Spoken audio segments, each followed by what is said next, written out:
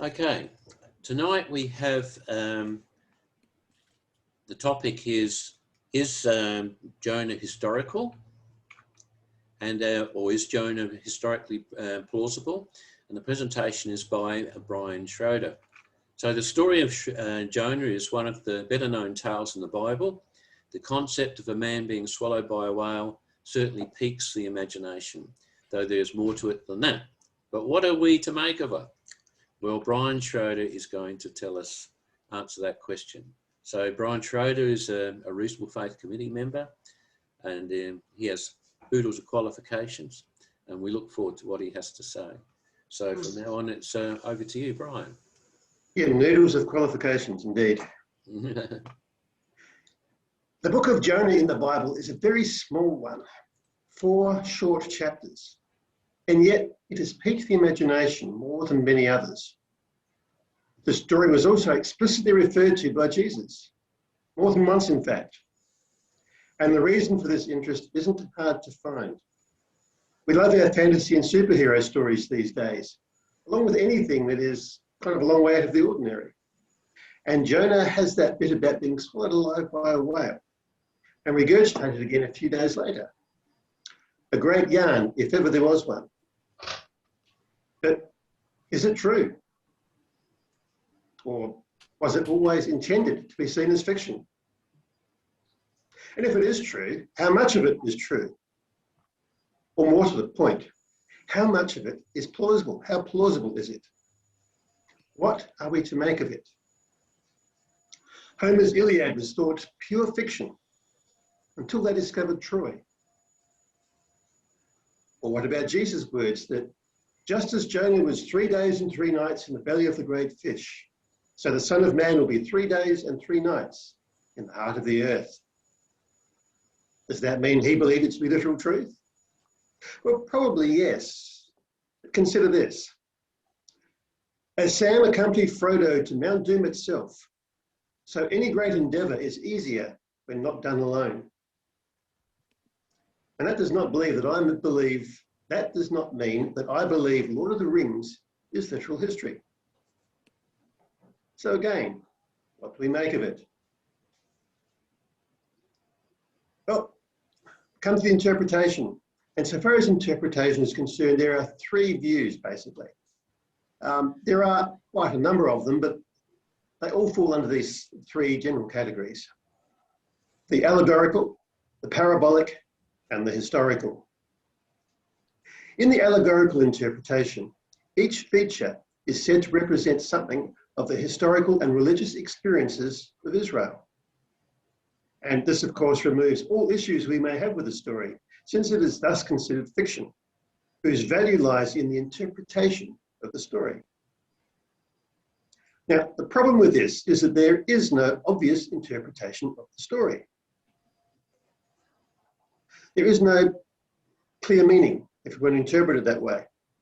And comparing with other known allegories in the Bible, things like the eagle and the vine in Ezekiel 27, or the shepherd and the staffs in Zechariah 11, they are all shorter and come with a key or explanation that Jonah does not.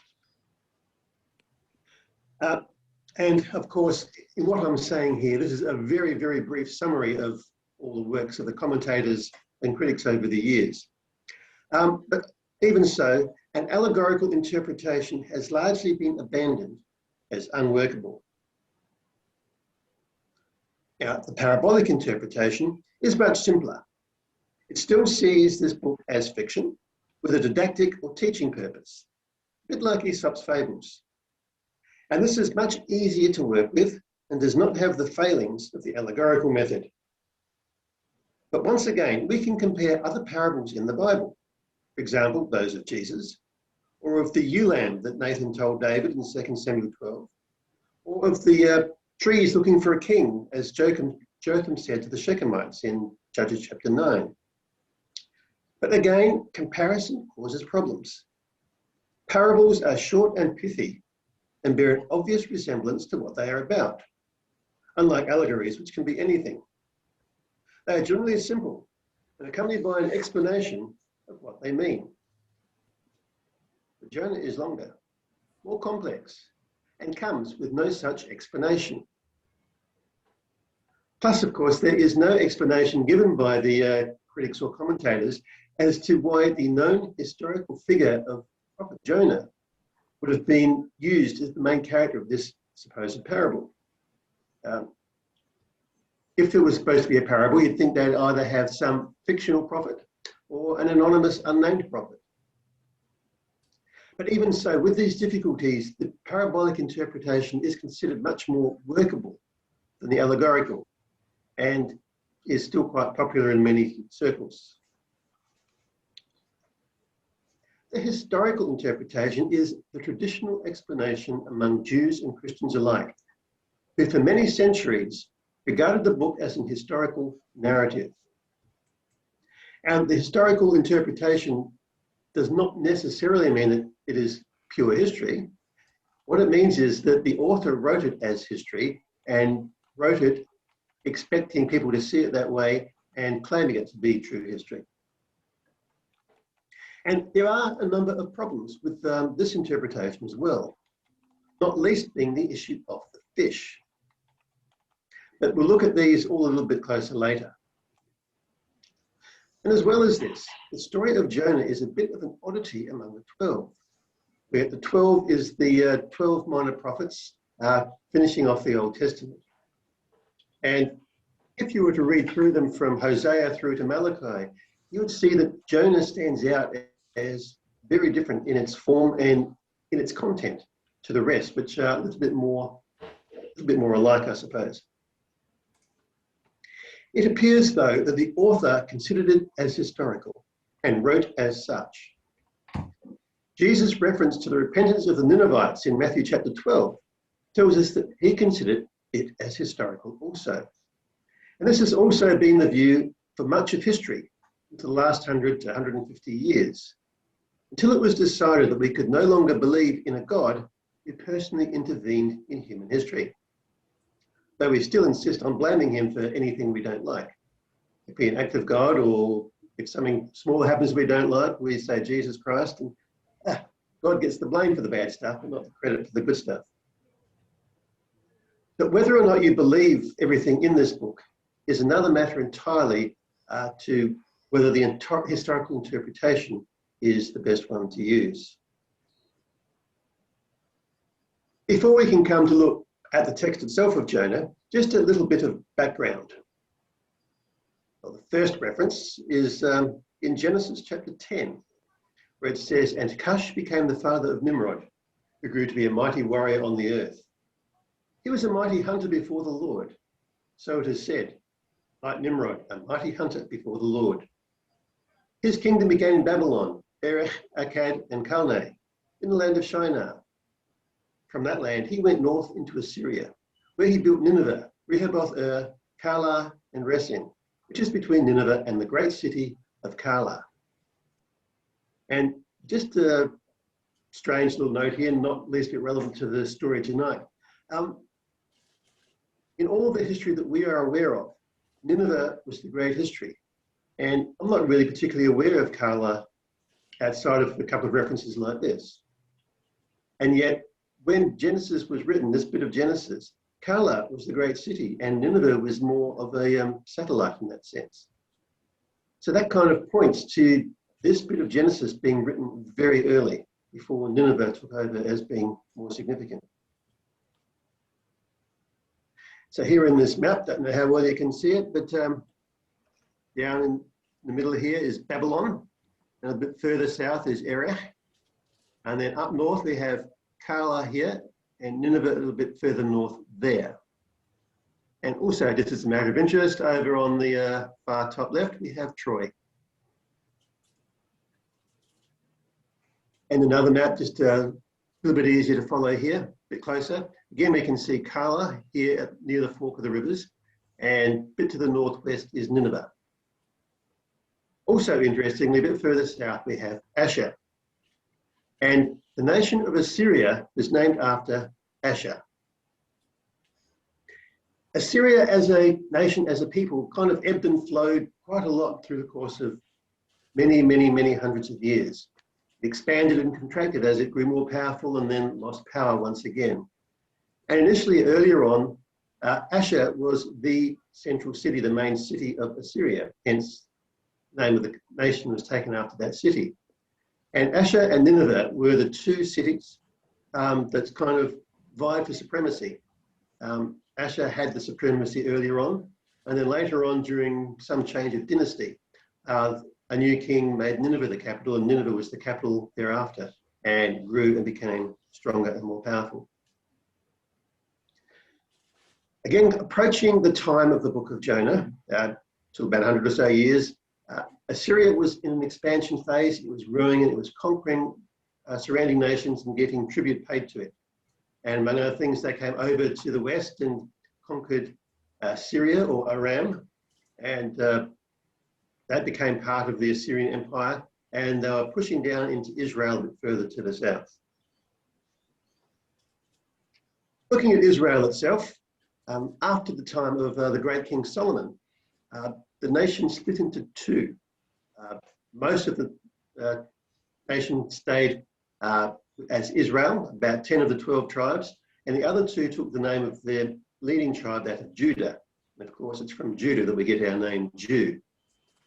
And Israel largely turned its back on the God that they had claimed was their God.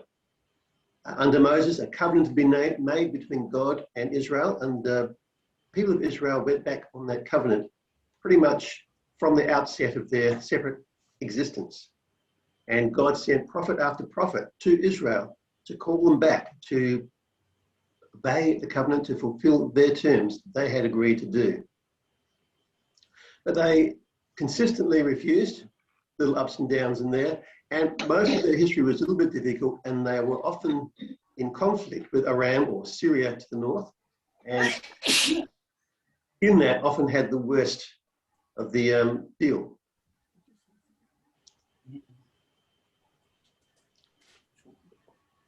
After this expansion of Assyria into this part of the world, when they took over Aram and were pushing down into Israel itself, there was, well, king died, there was a lot of internal conflict, and they contracted and fell back, and the empire pretty much collapsed in on itself as various factions fought amongst themselves. And at that time, the new king in Israel was Jeroboam II. And under him, he was able to expand the power and reach of Israel. And the bit in orange where it says Aram here, he was able to take over that entire territory and expand. And that became the zenith of Israel's power and prosperity. And they were very pleased with themselves during that particular period.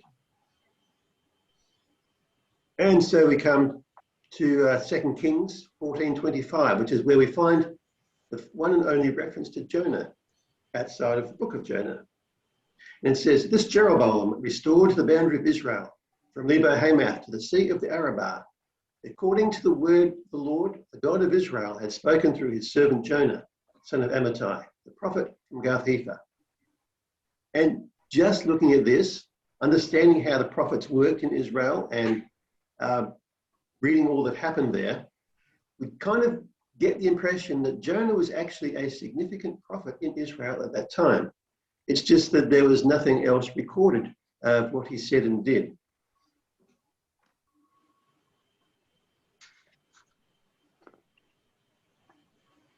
And so here we have another map of the whole area, and the dark green you can see there is the extent of the Assyrian Empire prior to this period, prior to the time of Jonah and Jeroboam II, before they collapsed again. And the light green is where they expanded to sometime later again, when the Assyrian Empire reached its peak. That was sometime after the events we read about in the book of Jonah. The book of Jonah itself is a big story in 4 short chapters. It's very tight. There is lots of story with minimal wordage and no padding. In fact, there are lots of incidental details that we would like to know that it just doesn't go into. It sticks very closely to what it's trying to say and what it wants to get across. It is a carefully crafted work of literature, not a random story. According to one commentator, the Book of Jonah is undoubtedly one of the masterpieces of biblical literature. The account of Jonah's dramatic attempt to escape from God's presence by boarding a ship bound for Tarshish, only to be thwarted by a raging storm, returned to land, incarcerated within a great fish, is possibly one of the best known stories in the Bible. With its unexpected twists and turns, the plot successfully retains our attention throughout. Superfluous details are omitted. The text abounds in wordplays and other compositional techniques. Everything indicates that it has been composed by an author who has used his literary skills to the full. So when was the Book of Jonah written? It's not dated. This has got a number of these incidental details here that the book just doesn't tell us. Its setting is in the 8th century BC. And so estimates for the time of writing vary between the 8th century, because it can't be any earlier than that, and the 3rd century BC. And the reason for that upper limit of the 3rd century is that there was another work written that is known to have been written in the 3rd century, and in it, it explicitly refers to the 12 minor prophets, including Jonah. So therefore, Jonah had to have been written prior to that. Later dates are mostly proposed to separate it as much as possible from the time of the story, as per the normal pattern of those seeking to discredit the Bible. So the greatest distance you can put between events and their writing down, the more doubt you can put on its veracity. But critical studies tend to put the writing back no later than the 6th century BC. And most likely it was written during the prophet's lifetime. So who wrote it then? Again, it is anonymous, it doesn't say. Maybe Jonah wrote it and referred to himself in the 3rd person, but that doesn't really seem likely. More likely, it was someone close to Jonah, a son maybe, or a friend, or a confidant. Or quite possibly, Jonah wrote the story himself and then someone else got it and put it together in the form that we now had. Why was it written? Well, clearly it was written for a reason, particularly for someone's going to go to the effort of turning it into a piece of literature. And there are quite a lot of ideas that have been suggested as to the purpose of this book. But ultimately, we don't know. I will give my theories a little bit later on what I think. So, Jonah chapter 1. Now the word of the Lord came to Jonah, son of Amittai, saying, "Arise, go to the great city of Nineveh and preach against it, because its wickedness has come up before me." Jonah, however, got up and fled to Tarshish, away from the presence of the Lord. He went down to Joppa and found a ship bound for Tarshish. So he paid the fare and went aboard to sail for Tarshish, away from the presence of the Lord. Then the Lord hurled a violent wind upon the sea, and such a violent storm arose that the ship was in danger, breaking apart. The sailors were afraid, and each cried out to his own God. They threw the ship's cargo into the sea to lighten the load. Jonah had gone down to the lowest part of the vessel, where he lay down and fell into a deep sleep. The captain approached him and said, "How can you sleep? Get up and call upon your God. Perhaps this God will consider us, so that we may not perish." "Come," said the sailors to one another, "let us cast lots to find out who is responsible for this calamity that is upon us." So they cast lots, and the lot fell to Jonah. "Tell us now," they demanded, "who is to blame for this calamity that is upon us? What is your occupation? Where have you come? What is your country? And who are your people?"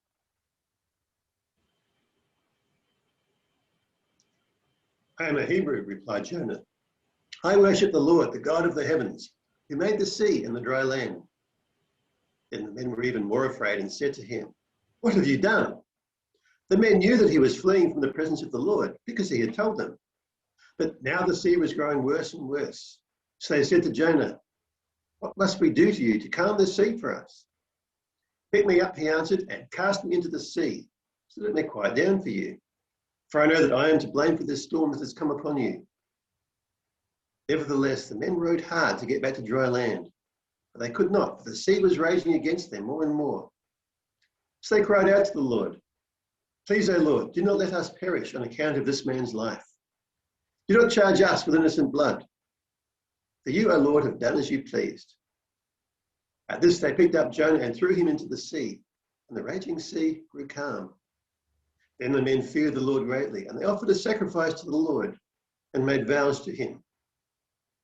Now the Lord had appointed a great fish to swallow Jonah, and Jonah spent 3 days and 3 nights in the stomach of the fish. Now Assyria was known for its cruelty. During its periods of growth and conquering, all the countries round about learned to fear and to hate Assyria. Most societies back then were a lot crueler than we would consider reasonable today. And yet Assyria, even then amongst them, was known for its cruelty. They were rather unpleasant people. And so the last thing that Jonah would want is for them to have some way of escaping judgment from God.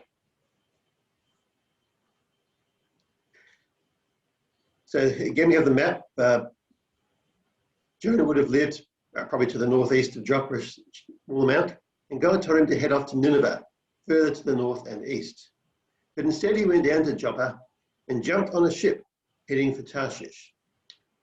We don't actually know where Tarshish was, but it is generally considered that Tarshish was the city of Tartessos in Spain. Now, in those days, the Phoenicians, and in particular the people of Tyre, were a great merchant seafaring people, and they sailed right throughout the Mediterranean and further around as well with their trade. And as they did so, they established a number of colonies on the way. The most famous of these was Carthage, which is now in what is northern Tunisia. But Tarshish in Spain was another, and there were others as well that they had done. And so Jonah was heading off in that direction. He jumped on the ship, paid for his passage, told them briefly what he was up to and what he was doing, and they set off. Now, the sailors were polytheistic pagans, but still with a residual knowledge of the creator of all things, the Most High God. Hence the sudden fear when they found out that that was the God that Jonah was running from.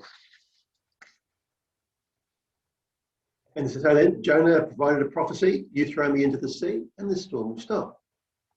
And it's interesting, these sailors were good men. They didn't say, "Okay then, over you go." No, they first did their best to save everyone, including Jonah.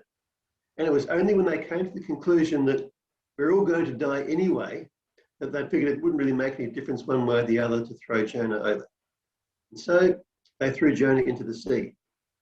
And Jonah's prophecy was immediately fulfilled. The storm stopped and the sailors were in awe. And this bit about the fish, I will cover a little bit more in a minute as part of chapter 2. From inside the fish, Jonah prayed to the Lord his God, saying, "In my distress I called to the Lord, and he answered me. From the belly of Sheol I called for help. You heard my voice. For you cast me into the deep, into the heart of the seas, and the current swirled about me. All your breakers and waves swept over me. At this I said, I have been banished from your sight, yet I will look once more toward your holy temple. The waters engulfed me up to the neck. The watery depths overcame me. The seaweed wrapped around my head. To the roots of the mountains I descended. The earth beneath me barred me in forever.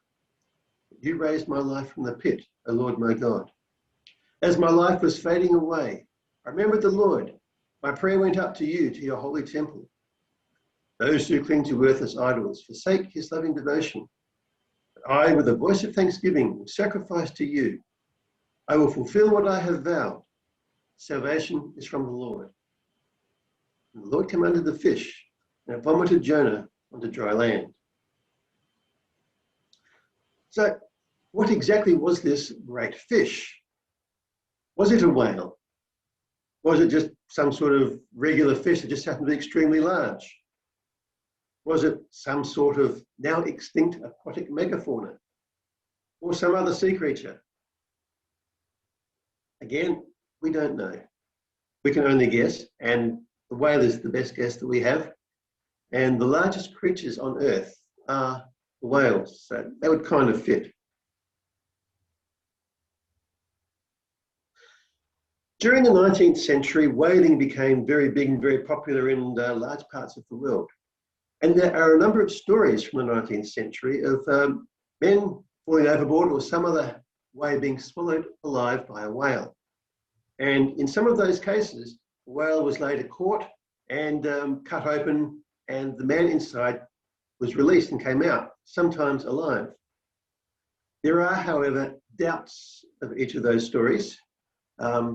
Some of them major doubts that we can't really place any value on them so far as proving Jonah could have happened. There's also a story in the 21st century from Spain about someone being swallowed alive by a whale. And you can search this on YouTube or Google and find some details as well. But again, there is significant doubt over that story. However, G. McCloskey, and I've got no idea what the G stands for, wrote a very interesting article back in 1915 about the whale's laryngeal pouch. Now, whales, as you all know, are not fish, they are mammals, and they breathe air just like we do. And at the back of the throat of at least some of the very largest baleen whales, there is an extra pouch that can take in air. It's not that big, relative to the size of the whale anyway by itself, but it is very stretchy and can expand to a large degree. It is known to be used as for the creation of whale song. But in McCloskey's article and his research, he came to the conclusion that if a large whale, blue whale for example, which would definitely be large enough, swallowed a man, or took a man into his mouth, the esophagus of the whales is too small. A human being could not go down into the stomach of a whale, so it wouldn't have been fully swallowed. And there's also no way for a person to get into a whale's lungs. However, he could have gone into the laryngeal pouch at the back of the whale's throat and gone into that. And these whales, they have their, they take in a great mouthful of sea water, which is supposed to include lots of very tiny creatures, mostly krill. Then they shut the mouth and force all the water out through the grill there that leaves the fish still on the inside, or the krill on the inside, which they can then swallow. So in that case, Jonah could have been taken into this laryngeal pouch, and there he would have had air to breathe, nothing else to keep him going like water or food or anything, but at least air to breathe, and he could have kept alive in there. Whether that's what actually happened or not, again, we have no idea. But that is a theory, and the article is available in PDF form on the internet if you want to look it up sometime, and I have the full reference there. Also got a couple of interesting videos on YouTube, and let's look at this one. Emerging from the depths at a frightening speed, a huge whale comes within feet of swallowing this cameraman. Tour operator Rainer Schimpf had been documenting the sardine run off the coast of Port Elizabeth in South Africa. Sharks, dolphins and birds all gather to feed in the area as the tiny fish migrate up the country's east coast. Without warning, a bride's whale emerged beneath Rainer, its mouth gaping wide open. Luckily, the giant mammal swerved at the last moment to avoid swallowing him, but he was still sent reeling as it breached. As the whale resumed its feast, Rainer made a hasty retreat, but not before an inquisitive shark gave him one last fright.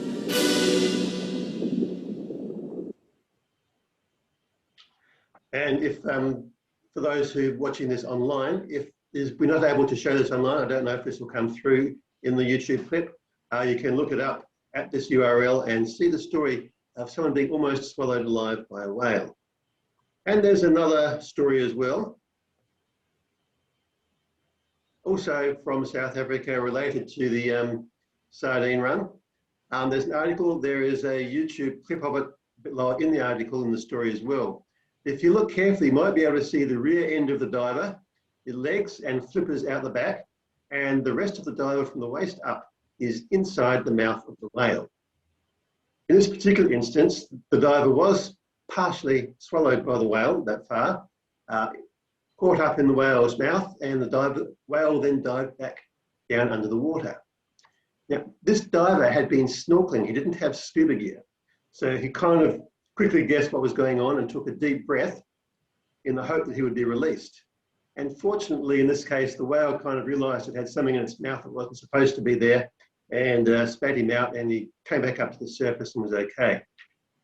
He had quite a tale to tell. And again, this indicates that a whale in the right place at the right time can take a human being into its mouth and at least get it that far in.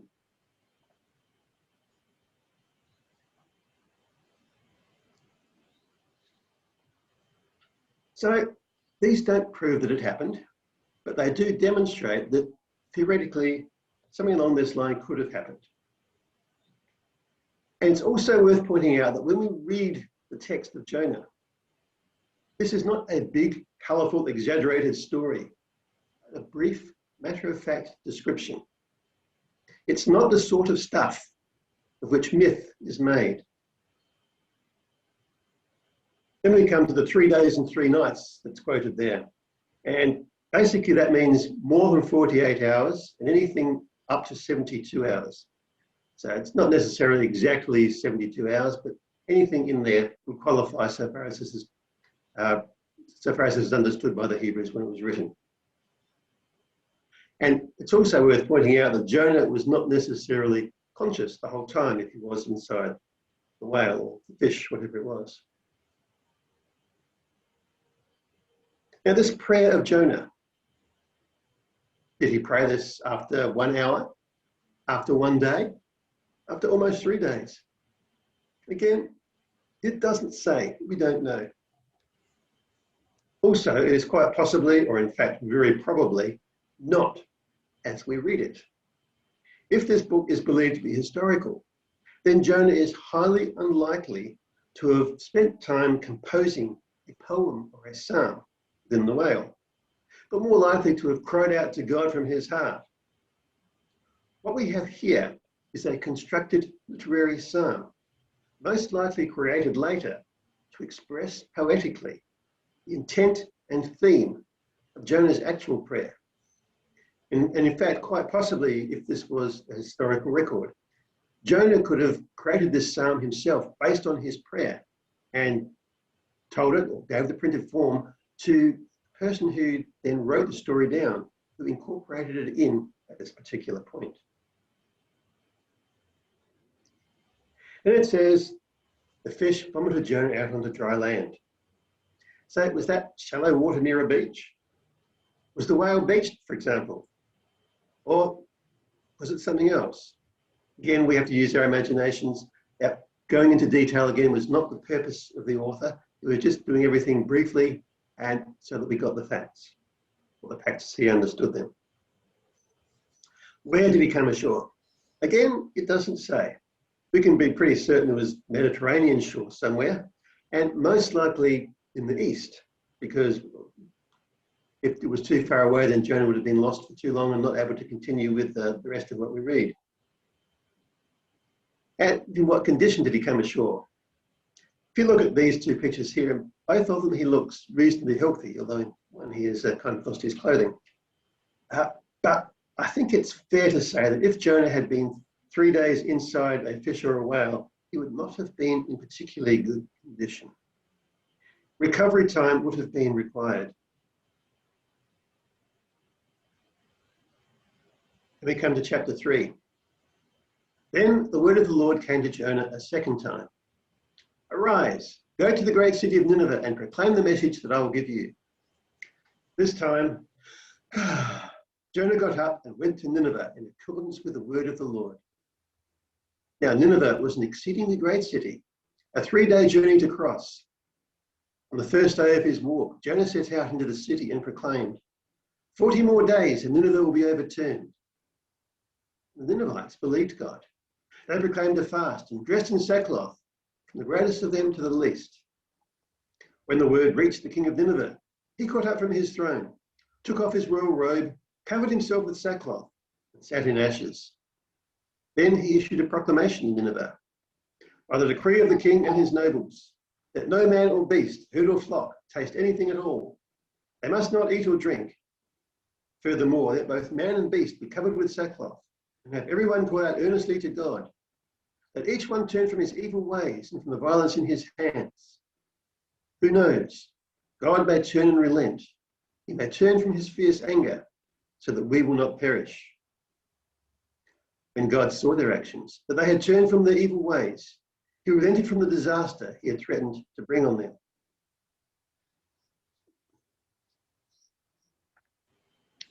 This was the second time that God called Jonah to go to Nineveh. How long was it after the events of the first two chapters? Again, it doesn't say. It's not likely to have been immediate, particularly if Jonah needed recovery time. So I'd say at least a couple of weeks through to a couple of months maybe after the events in chapter 1 and 2. And the next interesting point that comes into this is the fact that it was 3 days' journey to get across Nineveh. And I've done a bit of calculation. Once in a lunch break from work, I walked briskly, quite briskly, for about 6 kilometres in 1 hour. So if we say 4 kilometres an hour times 8 hours in a day times 3 days, that comes to 96 kilometres. And if you think about that, 96 kilometres is quite a long way. If you start from where you are and head off for 96 kilometres, you're going to be a long way away from where you are now. And there was no city in ancient times, and I'm not even sure if there are any in modern times, which would actually be that large. I suppose the huge mega cities of the 25 millions might come close. Nineveh was certainly nothing like that. But Greater Nineveh was more than just one city. It was probably 3 cities there that were reasonably close and worked together and under the same municipality, so to speak, the same rulership. It's still more than one city and with some land in between them. So to go from one to another, it would take time. You go through one city, travel across the countryside, get to another one, and so on to the third. And we have here Calais, the one that was mentioned in Genesis, and Nineveh, quite close. And Rezin was mentioned as between Calais and Nineveh. And so if those were the 3 cities, possibly all under the heading of Nineveh, that would qualify. And it's not as if that's the only time that that sort of concept has existed. We have things like Albury and Wodonga, or Tweed Heads and Coolangatta in Australia. In Pakistan, Islamabad and Rawalpindi are very close together and often work together. And in northern Libya, we have the city of Tripoli. And for those of you who know a little bit of Greek, you know that Tripoli is actually from the Greek, it means 3 cities. And the 3 cities were known as Sabrata, Oya, and Leptis Magna. Sabrata and Leptis Magna are now impressive Roman ruins.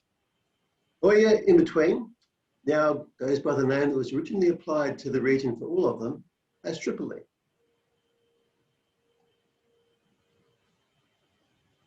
So the whole area could have been what was referred to as Nineveh. Also, when Jonah went through, he wouldn't have taken a direct route, the straightest route between one side and the other. He would have gone backwards and forwards, stopping every now and then to speak to the people there, to preach his message. Much as he didn't want to, he was committed to doing what God had told him to on this occasion. So it would have taken a lot longer, and the backwards and forwards, the toing and froing would have added up to more and more distance. Plus, of course, the streets would have been narrow and twisty and crowded. Not all of them, of course. This was a great imperial capital. There would have been some large straight boulevards, but in the main would have been narrow and twisty and crowded. And this here is from the old city of Fez, built round about the 8th century AD. But you can kind of get the impression here, streets weren't wide, you get a lot of people in them, you get markets, and you would not be moving terribly fast through such a city. So the 3 days becomes quite reasonable and plausible. And I think I accidentally did 2 clicks there.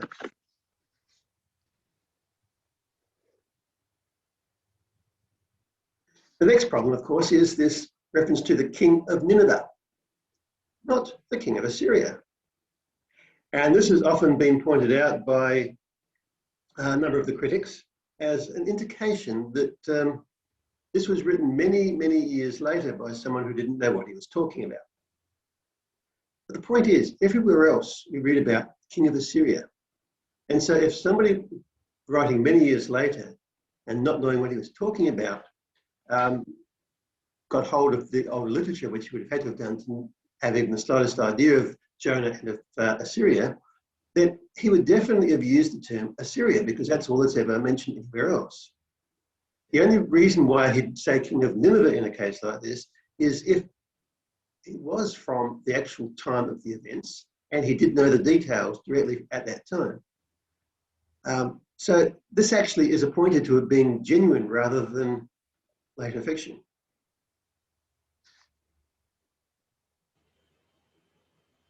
The thing is, at that time, Nineveh, as I mentioned, and Assyria was going through a time of difficulty. There were a number of warlords with their own little fiefdoms scattered around rather than one big solid kingdom or empire of Assyria. And so the king reigning in Assyria did not have control over the entire country, but he really only had control over that area of Nineveh and the area around it, or Greater Nineveh, so to speak. And so king of Nineveh is the more accurate term in this context. For those who read the book of Jonah and manage to get past the idea of the big fish, the actually biggest and most surprising event in the entire book is this bit here, that when Jonah preached, the people of Assyria actually repented. They fasted, they called out to God, they changed their ways, they really repented. Now, maybe they were just more disposed to do so at that time. There's the old saying, there are no atheists in a foxhole. And while, of course, that's a bit of an exaggeration, we understand what it means. When life is good, when we're prosperous, when we've got lots of money, when there's no threats, when all is running well, then who needs God? I've got everything under control. God can go jump. But when we're in trouble, when things are difficult, when we're in need, when we are under threat, those times we are much more, people in general, are much more open to calling on God, to looking to God. And as well as the difficult times they were having there, they were also fearful of a northern threat. There was a genuine military threat from the kingdom of Ararat or Uatu to the north. And there was a very real danger that they may have invaded. And given that threat and the fact that Assyria and Nineveh was politically, economically, and militarily weaker, and therefore more exposed, then the people are going to be much more inclined to, well, we're in big trouble here, we need to do something about it. So they repented and turned to God in the hope that the promised destruction would not come. And thus it appears to have been a genuine repentance by the people of Nineveh. And the promised destruction was averted. Just a little minor point here that's not really important to the story, but when we read through chapters 1, 2, and 4, and the first few verses of chapter 3, we see that God is dealing specifically with Jonah, his prophet of the covenant. And the covenant name for God, that is Yahweh, that he used with his relationship between himself and Israel, is what we read throughout that part of the book. But when it's specifically referring to Nineveh, instead we have El, which is translated God in our scriptures, which was the generic name for God in those days in many parts. So the people of Nineveh also had this remembered understanding of the Most High God, of the creator of the universe. They may have abandoned him, they may have turned to many other gods to worship for other reasons, but they still had this residual understanding of the creator God who is over all. And it was him that they understood by Jonah's prophecies, and it was to him that they turned in repentance, and they repented there. Chapter 4. Jonah, however, was greatly displeased and became angry. So he prayed to the Lord, saying, "O Lord, is this not what I said while I was still in my own country? This is why I was so quick to flee toward Tarshish. I knew that you are a gracious and compassionate God, slow to anger, abounding in loving devotion, one who relents from sending disaster. And now, O Lord, please take my life from me, for it is better for me to die than to live." But the Lord replied, "Have you any right to be angry?" Then Jonah left the city and sat down east of it, where he made himself a shelter and sat in its shade to see what would happen to the city. So the Lord God appointed a vine, and it grew up to provide shade over Jonah's head to ease his discomfort. And Jonah was greatly pleased with the plant. When dawn came the next day, God appointed a worm that attacked the plant so that it withered. As the sun was rising, God appointed a scorching east wind, and the sun beat down on Jonah's head so that he grew faint and wished to die, saying, "It's better for me to die than to live." Then God asked Jonah, "Have you any right to be angry about the plant?" "I do," he replied. "I'm angry enough to die." But the Lord said, "You cared about the plant, which you neither tended nor made grow. It sprang up in a night and perished in a night. So should I not care about the great city of Nineveh, which has more than 120,000 people that cannot tell their right hand from their left, and many cattle as well?"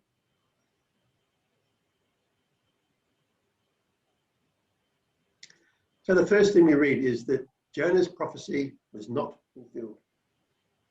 Does this make him a false prophet? Actually, this is not a failure of prophecy, nor a sign of a false prophet. It is actually an example of the very nature and purpose of that sort of prophecy. If the destruction was going to happen anyway, no matter what, then God may have told Jonah, and if he'd done so, Jonah may have told Israel. But the only reason to specifically announce it to Nineveh was to give them an opportunity to repent and to possibly avert the fulfillment of this prophecy. And Jonah understood that. Hence his strong desire to prevent that possibility, why he tried to go in the opposite direction. Then there is the plant. And various attempts have been made over the years to identify what that plant may be. Some sort of gourd has been suggested, but the castor oil plant is one that is picked on as being the most likely. Or could it have been something else again?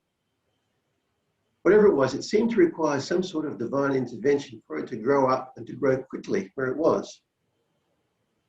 And reading the text, it implies that it magically grew up in one night, kind of like Jack's beanstalk. But that's not necessarily the case. It could have just grew and developed sufficiently over the course of one night to provide a little bit of extra shade. And again, obviously it was a very fast growing plant, lacking strength and substance. I'm a gardener, and among other things, I've got trees in my garden. And I've got one tree that's about 5 or 6 years old, and it is not very high. It has a trunk that is very solid. I've also planted some tomato plants, and in 3 months, those tomato plants grew considerably higher than that tree has grown in 6 years. But again, they're rather hollow on the inside. They're not very strong. They're not solid. And in past years, I have actually had instances where some grub has come along and eaten into the base of one of my tomato plants. And then when the sun has come out, it has simply not been able to get enough water. The sun has got hot and the plant has withered and died. So that can very easily happen in that sort of instance. The next problem, of course, is the 120,000. And there are various interpretations of that. A number of commentators have looked at it to try and work out what it possibly mean. And eventually, The main opinion, I suppose, is that the 120,000 represented the population of Greater Nineveh, not just the city itself, because the city of Nineveh, even at its height, would have been lucky to have half that many. But over the course of the 3 cities there in the surrounding countryside, 120,000 was probably reasonable considering what Nineveh was. And it's also worth pointing out that last year we had a talk at Reasonable Faith all about interpreting numbers in the Old Testament and how the numbers that we see in our modern English translations may not be the same numbers that were understood by the people who wrote them in the first place when they were writing the scriptures.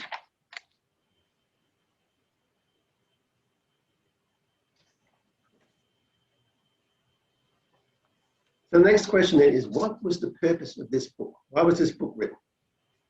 And again, a number of ideas have been put by different people at different times, but none of them are really satisfactory. There's problems really with all of them.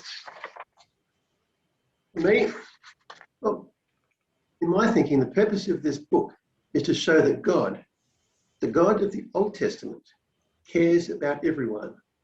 He loves all, and he does not want a judgment. He does not want judgment and suffering, and he wants, to quote Peter's words from the New Testament, he wants all to be saved. Central verse here is Jonah chapter 4 and verse 2, where Jonah prayed to the Lord saying, "O Lord, is this not what I said while I was still in my own country? This is why I was so quick to flee towards Tarshish. I knew that you are a gracious and compassionate God, slow to anger, abounding in loving devotion, one who relents from sending disaster." So often we hear that the God of the Old Testament is a mean God with a big stick, always waiting for an opportunity to hit us over the head as soon as we see anything out of hand. A God of judgment, very stern. Then in the New Testament, Jesus comes along and introduces us to a God of love, who is nothing like the God of the Old Testament. The thing is, Jesus' God was the God of the Old Testament. And the God of the Old Testament was, and this comes out in other places as well, but as Jonah understood, a gracious and compassionate God, slow to anger, abounding in loving devotion. Not only is he not looking for an excuse to punish, he is looking for an excuse to not punish. And he was able to find such an excuse here for Nineveh. It's also worth pointing out here that it shows that God cares about cities and peoples. He cared about Nineveh and the whole people there. But he also cares about individuals, because both in the beginning and at the end, God took time out to speak specifically to Jonah. He cares about individuals as well.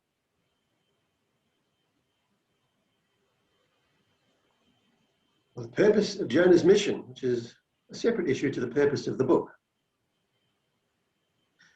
Sometime later, a new king arose in Nineveh, Tiglath-Pileser III, and he and his successors sought to make Assyria great again. They did not have those red caps, but they did succeed in their aim. And we had that map earlier with the dark green from the earlier time and the light green, covering a much greater area which Tiglath-Pileser III and his successors were able to conquer. They destroyed Israel and many other nations, until eventually they in turn were destroyed by a coalition led by the Medes and the Babylonians. And so the repentance that we read about in Jonah chapter 3 did not prevent this destruction, it merely delayed it. It didn't last. They turned away from the God that they had turned to at that time, turned back to their old ways, and the judgment that had been promised came upon them.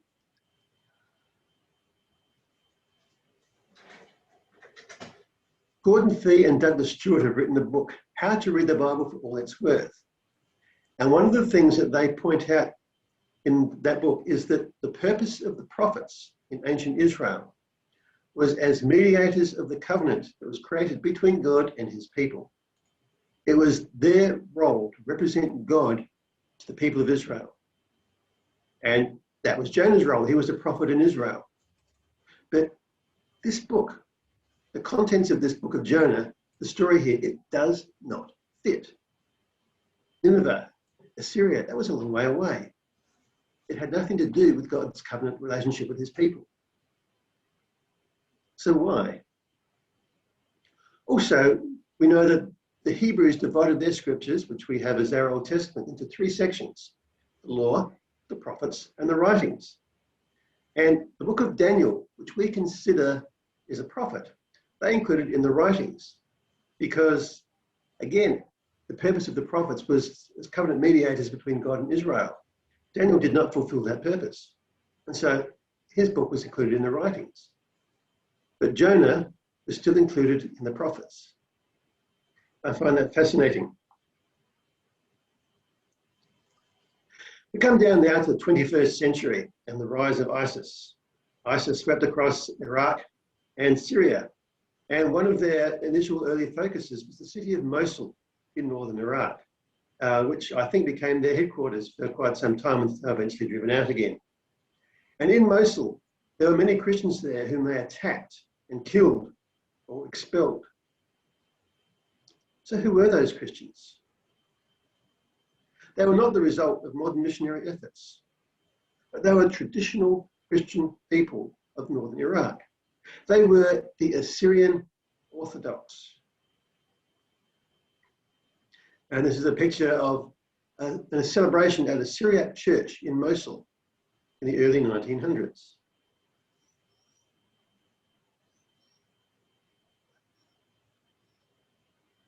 In the first century, within about 30 years of the life of Jesus, the gospel reached Assyria, reached Nineveh, and the Assyrians embraced the gospel and became a Christian people. And they were responsible, among other things, for the Syriac translation of the New Testament. And they stayed true to this faith through centuries of Islamic domination, right up to the present day. Mor Gabriel in southeastern Turkey was established in 397, as it says on that plaque. It is the central monastery of the Assyrian Orthodox Church up to the present day. So when I say it's in southeastern Turkey, it's very close to the border with Syria and not far from Iraq and not that far from Mosul, relatively speaking.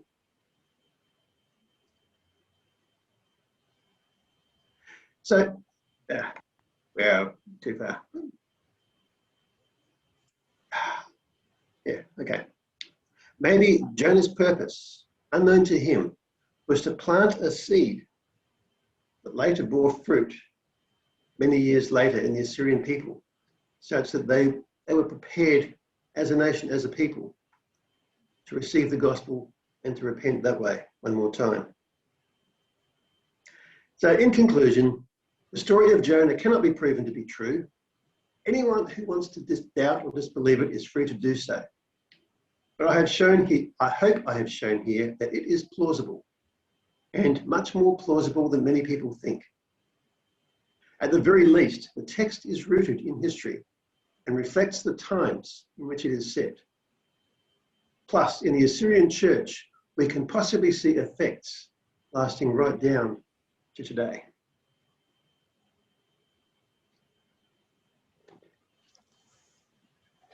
Okay, thank you very much, Brian, for that presentation. And there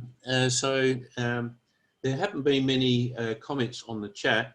There's just one between me and Gordon, so that's it. So we won't bother with that. I'd just like to open it up for anybody to actually ask questions or make comments on what Brian has said. And Gordon is waving his hand, so would you like to speak? I saw that. Oh, yeah, sorry, I'll have to unmute you all.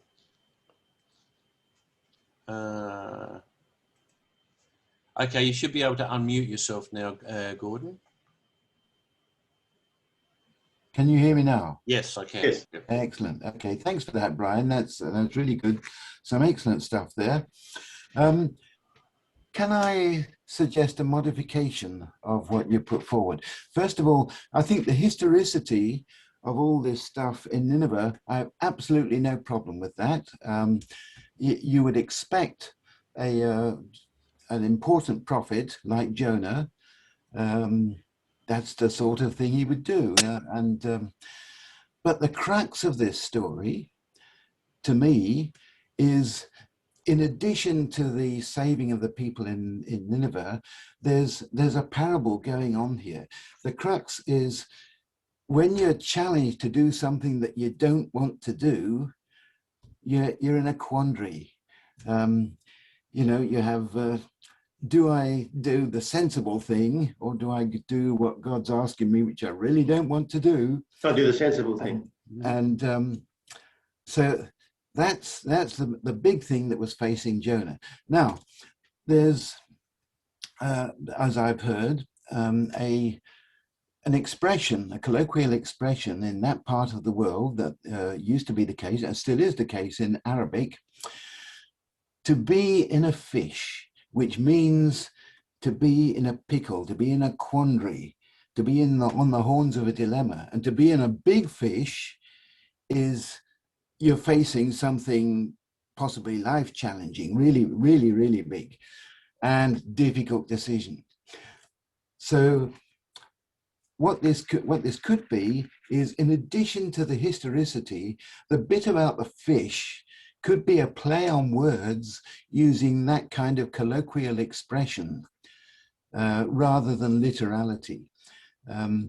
So, to be in a big fish is, do I do what God's asking me to do, which is suicidal, I really don't want to do it, or do I use common sense and flee to Tarshish, kind of thing? And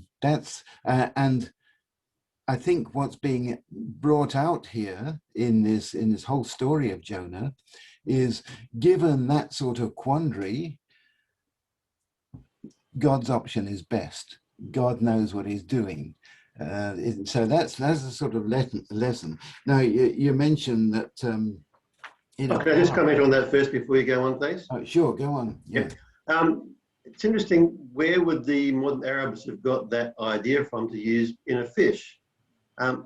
My guess, again, it's purely guesswork here, I hadn't heard that before, is that they would have been basing it on this story because there are a lot of stories from the Bible that have been incorporated into Islam. Yeah. Good point. Chicken and egg, which comes first? I don't know. And I'm not saying I necessarily go for this explanation. It's just a plausible explanation. The alternative, if it's literal, to be in the belly of a fish, as it explicitly says, for 3 days and 3 nights, given that to be in the belly of a whale, it would have to be a whale, there wouldn't be enough air. Your atmosphere would be a mixture of carbon dioxide and methane. There'd be stomach acids, which would probably cripple you or blind you for the rest of your life. Physically speaking, is not possible. It would have to be a true miracle of God to do that. And I'm not saying it wasn't, but yeah, it's a difficult one to really get your mind up. One of the points there is that if God is God, then he can do anything he likes. Exactly. Yes, we happen to be of the opinion that God normally works through the normal things as they are in this world, and spectacular differences are uncommon even from God. But nevertheless, he can do what he likes. If it was also, as I was suggesting, in the laryngeal pouch of the whale has to keep breathing. So one can imagine there would have been sufficient air there and minimal, if any, digestive juices. Again, we don't know, it's pure conjecture. Yeah, it's a difficult one. But the narrative does say in the belly, not in the... It does say that. But, so, I think I'm with Gordon. It sounds a bit hard to swallow. You ever tried to swallow a goldfish? It can be done the other way. Yes. Look, may I just make a comment there? Digestive juices. Gordon quite rightly raised it. One old preacher many years ago made the point: why did the people of Nineveh listen to this particular guy just walked in through their gate? Possibly he looked very odd. possibly his face was all stained and white. His hair might have been streaked through acid bleaching from what he'd just been through. Somehow, some reason, he looked very remarkable, remarkable enough that the people of Nineveh listened to him. And that, anyway, that was a conjecture. I'll put it that. Just that one before too. Yeah, that's possibly why he attracted people's attention. I think he also smelled very bad and they wanted him out of there. You know, the possibility that you raised there about Steve, about this effect on his skin and hair and face and so on, that might have made him seem remarkable to the Ninevites and made them respond more. It's ironic if that is the case, because Jonah didn't want to be effective. He didn't want to go there. He didn't want to be effective.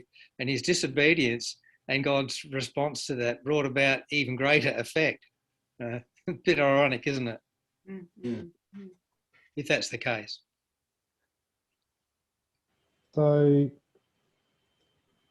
I'd have to say, when I was looking at the whale bit, Brian, I'm going, this is one of those times where it actually raises doubts in my mind, because I hadn't actually considered something, which is probably the opposite of what you're trying to achieve. So I think I was struck a little while ago. I was listening to some Bible controversy or whatever, and I said but I was on the way home from Goolwa Beach with my wife, and we were rushing home. So our son called and I said that we flew home from Goolwa so that we could actually get to the evening service. And was it historical? Yes. Was it true? Yes. But if you'd actually tried to say, did we leave the ground and were we in an aeroplane or something that could actually fly, then that would be false. But in every way, what we said, both it accounted for truth, it was historical, and it was correct. And I'm tempted to think more that we've lost some context in the story here, because it just seems... So you're saying it's like an idiom, which is what your good home bit means? Does it come across as an idiom in the text to you? Yeah, but isn't it hard to tell after all this time? I mean, I'm not saying what you said isn't plausible, but you know, when you get 15 plausible things and you put them together, if there was a skeptic listening to this, I've got my skeptic's hat on and I'm going, yeah, I don't think this is very convincing. This is going to be putting me off rather than the other way around, I think, with my skeptic's hat on. Do you think you'd be any more put off than just reading the story in the first place?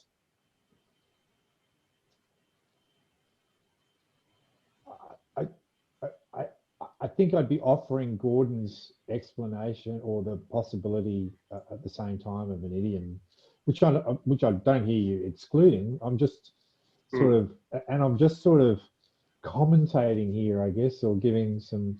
I mean, it's an excellent presentation. Thank you very much. I actually learned some history and I learned some stuff. But I sort of got my skeptic's hat on while I was listening and going, yeah, it's actually raising doubts in my own mind about how to interpret it. Like I mentioned, one of the most popular interpretations, aside from the historic, is the parabolic, which sees it as a parable to be interpreted. As I also mentioned, there are issues with that interpretation, but that's kind of what you're saying there too. Brian, you did say that parables, one of the characteristics is that it's short and it's pithy. Now, the explanation of that play on words, it is a very simple parable, you know, given a choice between what you want to do and what God wants to do. God knows best. That's it, short and pithy. So what are you suggesting, therefore, that it is a largely historic narrative with a parable or two built into it? Yes. That's a new one I hadn't come across. It's worth considering. That's how I would read it anyway. I mean, as you say, I mean, it's so long ago and we're given so few details, who can say? But that seems to me to be a plausible way of looking at it. My favourite chapter in the book of Jonah is chapter 4, where you're dealing with the relationship between Jonah and God. And particularly when he actually creates the vine and then takes it away. is all very mysterious. And in a sense, the story to me does not focus on Nineveh. It focuses on Jonah and what God is doing in his relationship with Jonah. Like Jonah's actually a member of the covenant, isn't he? Whereas the rest are not. But so it seems strange to actually saying that God is actually focusing on a single person instead of a whole city. That kind of says to me a lot about how God deals with us, and also how we don't see things from God's perspective. And the whole story kind of leaves you up in the air. Here's Jonah, who's angry, and here's God, who's kind of dealing with Jonah. And what happened to Jonah after that? We want to know. It doesn't say, does it? It kind of leaves it all up in the air, which makes it an extremely mysterious story. And so I find it strange when people say, what is the aim of the story? But I think it's saying something pretty profound about God's relationship to us. And that's where the power hits me. In one sense, I couldn't give a damn whether it's historical or not, because that kind of power hits me regardless. And that's my little bit anyway. Well, if it is historical, it kind of means more. It's not just a story explaining what God, we hope, is like. If it is historical, then this is what God has done and how he has done it. So therefore, God has to be that way, because that's how he revealed himself. But we have to admit, Jesus took it fairly literally. He said, first of all, this is the only other prophet, prophet from Galilee, and I'm going to be 3 days and nights. Well, in his case, in the earth, but he used that. He certainly, I can't say if he exactly meant it was just a metaphor, but he certainly used that illustration as something that his disciples would recognize after the resurrection as something that had happened before. And, it was fairly, he laid it on the line like that, didn't he? I believe that Jesus took that literally and meant it that way. And I think that is the best and easiest way to read what Jesus said. However, there is a possibility, vague as though it may be, as I pointed out, that he may have been using that particular story as a metaphor, like I mentioned with Frodo and Sam from Lord of the Rings. But the other bit, though, about people of Nineveh repenting, there is no way that it could be interpreted as anything other than literal.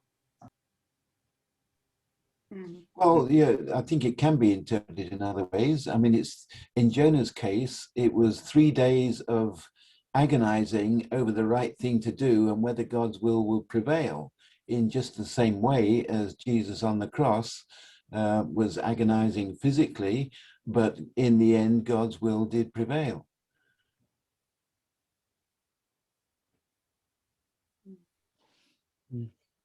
Total silence. You don't like that one, do you? No, I think that I don't agree with it, but I think it's a valid thing to say. What hangs on it? Anything? Like if it's metaphorical or if it's historical? Does anything particularly, because the messages are true, like me driving back from Goolwa, right? That was true. Yep. Right? And we flew back. Why, we were in a heck of a hurry. Everybody, if I say we flew back from Goolwa, everybody understands what I'm saying, right? Yeah, you're breaking the speed limit. Yeah, I was going to say, did you get a speeding fine, Tom? You can, no, but you can sit right on the speed limit and be in a hurry, right? You understand that it meant it's an idiom to be in a hurry, right? So English language has got a lot of words in it. Like we use the same word to mean so many different things, in that context. Flew doesn't necessarily mean flying, it means going at speed. Yeah. So my question to you, Brian, is what hangs on whether it's metaphorical or whether it's historical? Is there anything? Well, there is the bit about Jesus appears to understand it as historical, And if Jesus misunderstood it, then what else did Jesus misunderstand? There's that hangs on it. There are the more practical sense that I've kind of brought out when I was speaking, on which nothing exactly hangs, that the allegorical or parabolic interpretations don't have any obvious meaning, and that you can make up pretty much anything to go with it. Whereas if it's taken as historical, then it works through as a narrative that fits. Yeah, but we're still talking about it being one or the other, whereas my point was that Some of both. much of it could be historical, but the bit about the whale was a parable. Yeah, it doesn't come across that way when you read the text. It flows in with the rest of it. It can, if you. It depends how you read it. You've piqued my interest, Brian. Now I've got to ask a few more questions. Sorry. No, that's good. I've got a list of questions. I'm working through them. But in this case, I think it's arguable whether Christ was basically taking this metaphorically or historically, right? Because he talks about being lifted up. Okay, that's historically. Yeah, I have to think through that. I think it's arguable either way. I don't think Christ's divinity hangs on whether this was metaphorical or whether it was historical. Not in that sense, but it does depend on whether Jesus took it as historical when it wasn't, which would mean that he didn't know what he was talking about, and which then puts question marks over other things he said as well. If it was metaphoric and he took it as metaphoric, then that's fine. But why do we think? How do we know that he didn't take it as metaphoric? Again, it doesn't look that way when we read it, and the bit about the big great fish, as even I said when I was talking about it, could be interpreted as Jesus just using it as a metaphor. I don't think it's likely that he did, but I can see that it can be taken that way. The bit about the repentance of the people in Nineveh, which he mentioned elsewhere, the way that was worded, it could only be taken as he literally believed that happened. Now, again, Gordon suggesting some of it was history and some of it wasn't, so that would fit with that. Yeah, okay. I'm immersed in John Walton's The Lost World of Genesis right at the moment, so I'm sort of thinking of some of this in that context, possibly. Anyway, thank you. You've raised a few questions. There's some actually stuff Tim Keller preached on. He did a whole book on Jonah. I might revisit that. I haven't read the book. I just listened to him talk about it, which was quicker.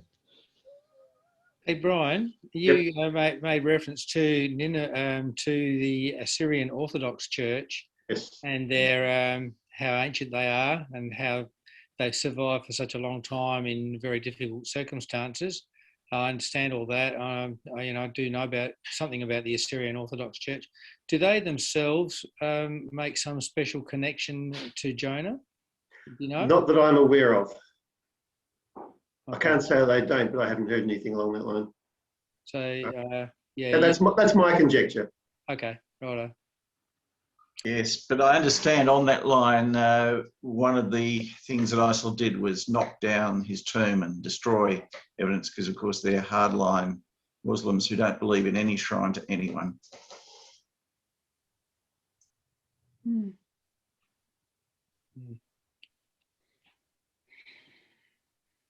Hey, just on another matter, something that's always puzzled me about the story of Jonah, which I've always loved. But when in that chapter 1, when God sends the storm, and Jonah says, "Look," and the people became aware that yes, this could very well be the reason for it, that Jonah's running away from God, the God who made everything, especially the sea and the dry land. It's interesting that they're the two things he brings out. He doesn't say who made all food and who made all the animals and things. He said he made the sea and the dry land, which is what was the great interest at that point. But when you can understand Jonah, that. Yeah, Jonah sort of lays it on them to throw him into the sea. why didn't he just jump in the sea himself? You know, Or maybe it's the prohibition against suicide. Mm. Mm. Well, the story has a lot of parallels with Christ, doesn't it? Just as the Son of Man was delivered up by men, the action of men was involved in going overboard. Sure. Mm. Yeah, that's right. That's true. Mm. Mm. One of the theories that some commentators have come up with to explain the meaning of the book of Jonah is it's a parable of attacking the propensity of the later Jews to thinking that they are everything and that everyone else is useless and God would care about anyone else. Mm-hmm. And it's interesting to know that a few of the problems with that. Number one, the proponent of the story, the central character of the story, never came round to rejecting that concept. If you look at it that way, he wanted Nineveh destroyed. There's also the fact that it was only the Ninevites that Jonah was particularly angry about, not Gentiles in general. He wanted to save the sailors. And he was prepared to die, to be thrown overboard, so that those sailors could live. So it was just Nineveh in particular that Jonah didn't like. So that theory doesn't really fit the story.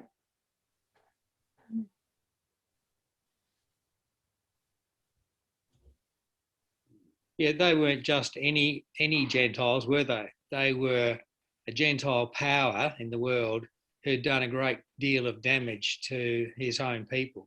Yeah. You can kind of imagine during World War II how people round about would have thought of Nazi Germany. Yeah, that's right. But weren't the Ninevites some of the most wicked people around? Yep. And isn't that a terrific example of how God loves even the most wicked people? Yeah. And for that to appear in the Old Testament, I think is brilliant. Yeah. Yes. And the fact that, once again, as I said, God is not looking for an excuse to bring down judgment. He's looking for an excuse not to. Yeah. I sort of wonder how bad it was in Nineveh and compare it to how bad it is today and whether it's any worse. I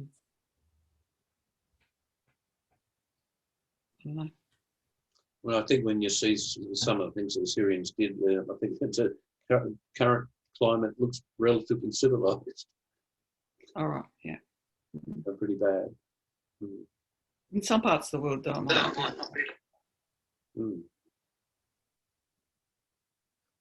Well, I think we should actually bring the recording to a close. Is there any kind of closing comments that you'd like to make, Ryan?